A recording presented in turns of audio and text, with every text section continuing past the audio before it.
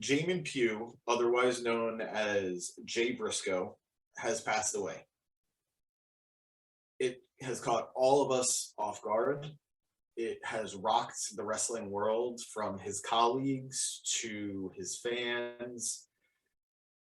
I've known Jay Briscoe since I was 13 years old, wearing my oversized John Cena shirt to my first Ring of Honor event. I already said in the live how I've gotten to meet Jay a few times. I've gotten to drink with Jay once or twice. It was a great honor to have watched him. It was a great honor to have been his fan. He's the first person who ever let me hold a real professional wrestling championship. And all of that means nothing compared to the fact that a wife lost a husband and 3 children lost a father. Not to mention, Mark lost a brother.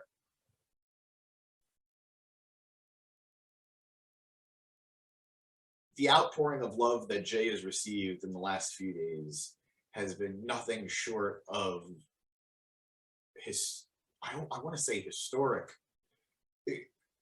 Unfortunately, this isn't the first wrestler who's passed away years before he should have. Most recently, we've had to deal with the loss of Brody Lee. In my childhood, I can remember Eddie Guerrero and Chris Benoit, and we've seen so many wrestlers mourn their friend before. We've seen so many fans tweet out or write out or whatever out their support of their fallen heroes. But everybody today, these last couple of days, has commented on the father Jay was, the family man Jay was, the friend Jay was.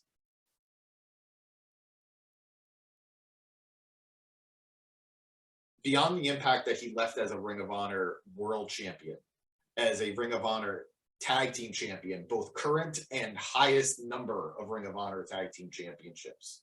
He was an Impact tag team champion. He was, I believe, an IWGP tag team champion.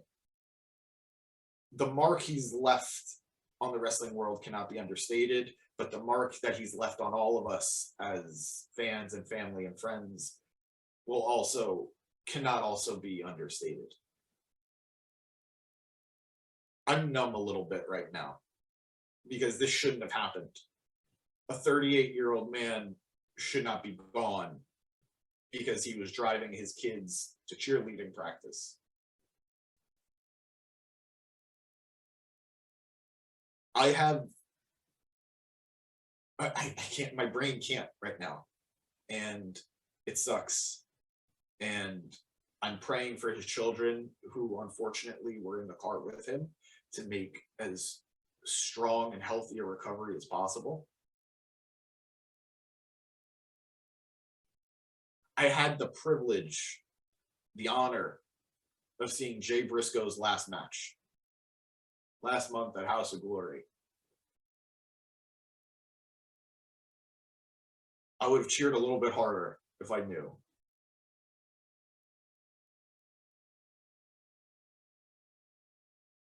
I'm going to miss watching Jay.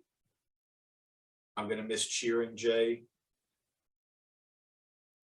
And none of that's even a fraction of how much the people who knew him are going to miss him. But I miss him already. I'm so sad that he's gone. And I just wanted to say thank you, Jay Briscoe, for years and years of entertainment, years of dedication, and years of passion. Thank you, and wherever you are, I'm sorry you're not here. As we transition away from that heavy news to news that seems far less important in the grand scheme of things, I am joined by Chad Big Bad Johnson and James Gisante, and we turn now to just some of the rumors and reports that have come out about the reported process of the sale of WWE and the return of Vince McMahon to the company.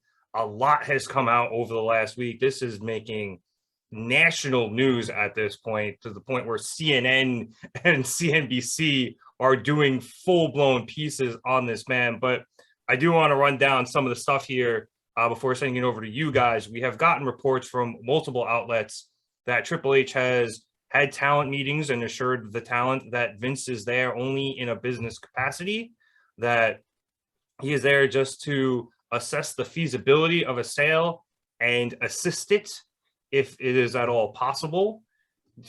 Triple H has also said that while he does occasionally talk to Vince about creative, Triple H does still have the final say in all of that. There has also been reports that both Triple H and Stephanie were upset that Vince was returning to the company. That's part of the reason why Stephanie allegedly stepped down. And the craziest report and or rumor of them all, probably the interest of the Kahns, and the Kahns meaning Chad and Tony Kahn, in possibly buying WWE.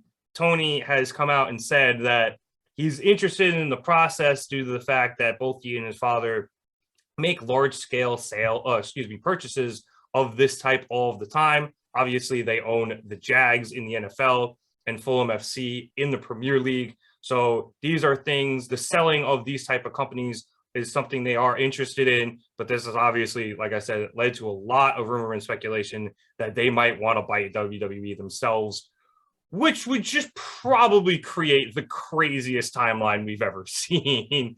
I believe I discussed in our chat that it would probably be bad for wrestling as a whole because we'd be back to a monopoly, but damn, those matchups would be good. Chad, I'm going to start with you here. You can take this in whatever direction you would like, because like I said, there's just a whole lot that has come out in the last week. It has been a lot. It's been so much to the point where I almost have muted the name Vince McMahon and all of his wrongdoings as of late. But then you missed the memes. I've seen them. I just muted it yesterday, so I'm fresh. The memes have been great. No, they really have been absolutely entertaining. It's so hard to figure out what's real, what's not, what's speculation, what's a rumor, and what's not, because I mean, we all know the guy's trouble, and it makes sense that he would come back because we all said that he would come back. But in what capacity, we don't know. Apparently, everything is still the same. He's just back making the biggest decisions, which we kind of thought was happening anyway. He was just calling Hunter and saying, no, don't like that. Yeah, that's okay. This is fine. But when Stephanie stepped down, that's when I kind of took a step back and said, oh shit, something is actually going on. So we know he's back, but is the company really for sale? Because I think the first time I heard it, I said, no way. And then, that's when the Saudi Arabia news came, and I'm like, sounds a little sketchy, but it could happen. Then when we found out that was the fallacy, I'm like, 20 more fabrications are coming after this. Have to. Because once you start a rumor, it goes through 20 channels before it gets straightened. So I'm still on the cusp of, holy shit, they're selling the company, and this is all just controversy and buildup for something, I guess, kind of special on WWE's plate. But I really don't know, man. I'm so confused. As you said, I'm laughing at the memes, but I'm literally in a whirlwind. I don't know what's going to happen. I'm kind of excited, but I'm kind of scared. AEW buying WWE would be literally the best and worst thing of all time at the same time, because I'm with you. The matchups and everything under Tony would be pretty cool, I would expect. I think the storylines would have sense. But then, I mean, WWE, regardless of how much we hate it now or how much we dislike what they're doing at the moment, it's a company that we grew up on. It's bittersweet. I guess it's like if you were a WCW fan and seeing it consolidated with WWE. I can't imagine a life without WWE, honestly. I don't think, I mean, granted, I think this is probably the least likely scenario of all the purchasers. I don't think if Tony Khan bought WWE, he would stop the brand. I think he would be insanely foolish to do that. WWE is a global brand at this point. AEW is here, Canada, Japan a little bit, and probably England. Like, you got to keep AEW going. You know, it's far too valuable of an asset. Let me change the statement a little bit. Even though I hate Vince McMahon's stinking guts, he's the scum between my toes, or whatever Alfalfa said. I don't think I could ever picture and imagine that company not being handled by a McMahon. Not him, but a McMahon, period. Or something. Or McMahon adjacent, aka right, or McMahon adjacent. And that alone is kind of blowing my mind. I mean, again, I've been watching since the end of '97, so it's like a total culture shock that this could ever exist. Like, I don't know. I know I grew up on WWF, like, so when they were WWE, it took me literally, I think, 2 years to call it WWE. You didn't get the F out? I did not get the F out, regardless of how great the dude, if the it makes you tagline and if it makes you feel any better, I still call Shea Stadium like all the time. So, but see, you get it. You understand. Yeah. I mean, I don't know. I think a little bit of my my childhood would die if it weren't a McMahon at the helm. Ha, pun intended.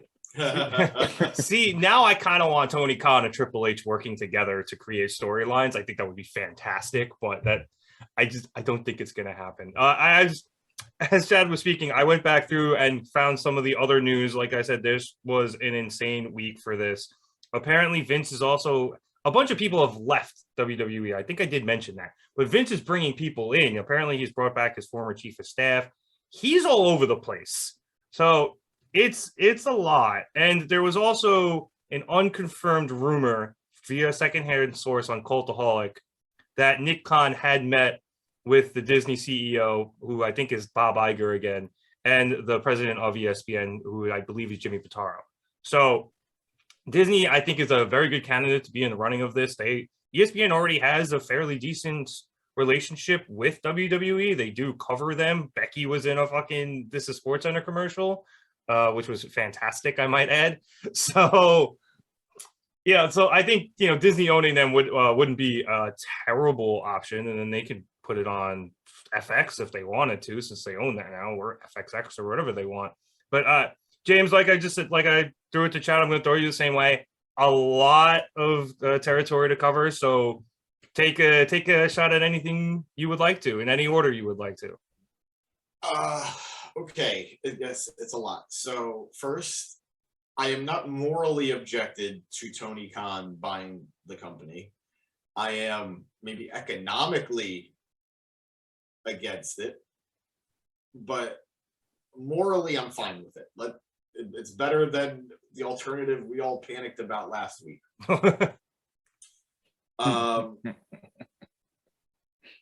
That would have been terrible. I'm with Chad, honestly, on an emotional level. It's weird. What's up? I'm sorry, I just thought of something. It's like if Tony Khan buys it, they need to run it's Khan on the contract, but it's not Tony Khan, and then Nick Khan owns WWE. They have to run that. That's kind of cool. And then Chad comes in and he's all disappointed in Tony. It would be amazing. Oh, that's just the fun of this. See, at least we could have fun with that notion of Tony Khan buying the company. Yeah, because I mean, the rumor came out, and I started fantasy booking Roman versus everybody immediately. Right? How could you not? And then also too, like, Tony has relationships obviously with all these different companies because he's cool with working with them. You can get Okada versus Roman Reigns. Like, it'd be plausible. You could get John Cena versus Tanahashi. Oh yeah, exactly. But anyway, honestly, my dream WWE versus AEW matches. I want Roman versus Moxley. I don't care that that's a match that technically happened. I just want Moxley. No, it Can hasn't happened that way. Can I get the triple threat or? Hell yeah. Absolutely. But regardless of all that, I at least this is an option we can enjoy. So the moment the Saudi Arabia news got more or less debunked as fact, I think that sigh of relief, everybody had it. I agree with Chad on a level that I've been a fan of WWE since 2001, 2000 really, if we're being, like 2000. The thought of a McMahon not running that company just feels wrong to me. It's why I'm heartbroken Stephanie's gone. I was happy with Triple H and Stephanie, with Nick Khan, but Triple H and Stephanie running the company. I was A-okay with that. And the fact that Vince McMahon cares more about his ego than creating something for his family to have for generations, it says all you need to know about him, Not to quote Punk, but that's all you need to know about that guy. It's just, my brain can't process someone who took the company from his father, not wanting to give it to his children. But that's who Vince McMahon is. He took it from his father. He didn't inherit it. No, it's true. It's true. Yeah. And then, not to cut you off, but I mean, if not his children, I mean, you have a wife who is in politics. I mean, barely, of course. Barely. But I mean, politically, you can kind of guess and assume what you should do. I think honestly, and no offense to her, Linda is probably the most irrelevant person in this plotline at the moment. Yeah, no, absolutely. I do believe she does still have shares, right? I think she had to get rid of them when she joined the cabinet. I think. Wow, they actually followed that rule for once. That damn JBL. A very different cabinet. That was good, Chad.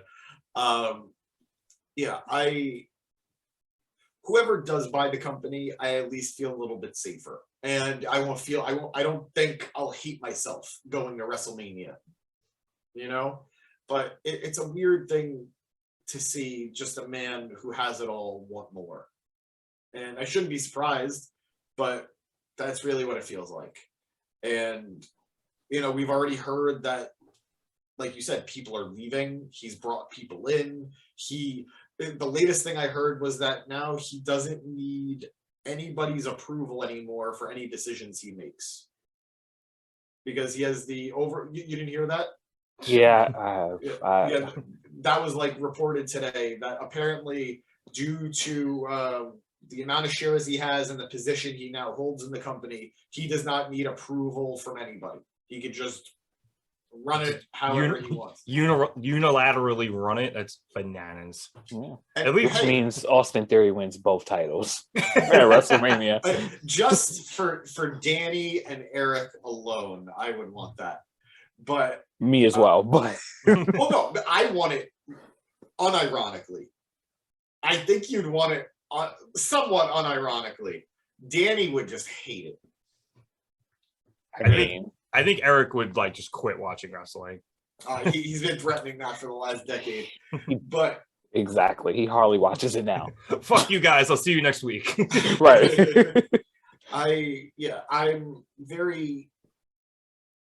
I'm just confused to see how this all played out. I shouldn't be. And that's what I think is the most confusing part, that I actually had that false sense of hope for a while. And it's gone. So a sale will happen. When, we don't know. To who, we don't know. But they're not gone yet. And I really, really, really, I think the most intriguing thing to me is how long Triple H is going to last. Are we confident a sell is going to happen? I was about to Yes. say, you said will, and I don't necessarily know if Vince, with getting all this power back, I don't know if he will 100% want to sell. He might be enjoying the power trip again. It's very possible, but at this stage, I think he cares. I think if we see a Dana White UFC situation where he sells it, makes an insane amount of money, but they still let him run to the day-to-day, I think I could see that happening, and I think I could see him wanting, like, being okay with that.